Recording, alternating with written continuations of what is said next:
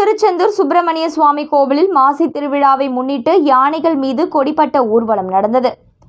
முருகனின் அறுபடை வீடுகளில் இரண்டாம் படை வீடாக விளங்குகின்ற திருச்செந்தூர் சுப்பிரமணிய சுவாமி கோவிலில் வருடத்திற்கு பல்வேறு மாதங்கள் திருவிழா நடைபெறுவது வழக்கம்.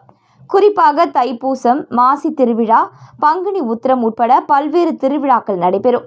இந்த திருவிழாவில் ஏராளமான பக்தர்கள் வெளி மாநிலங்களில் இருந்தும் வெளிநாடுகளில் இருந்தும் கலந்து கொள்வது வழக்கம்.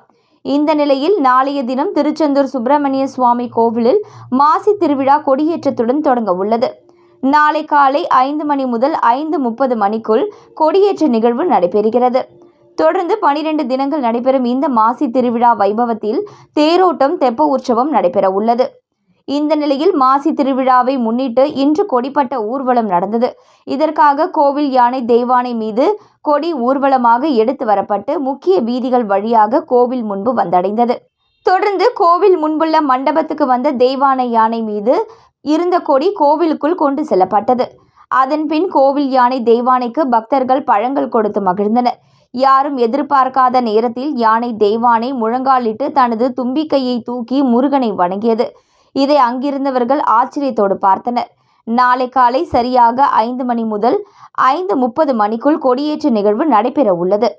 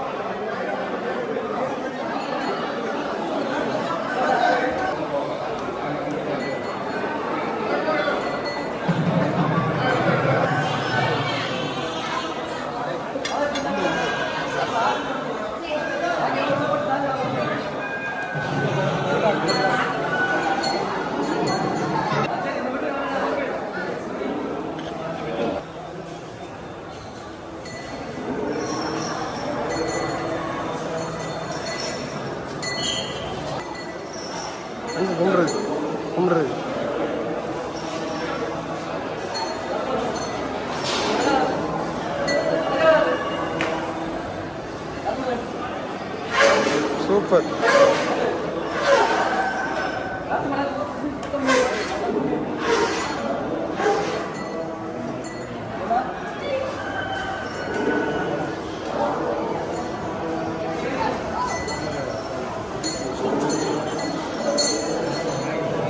எப்படி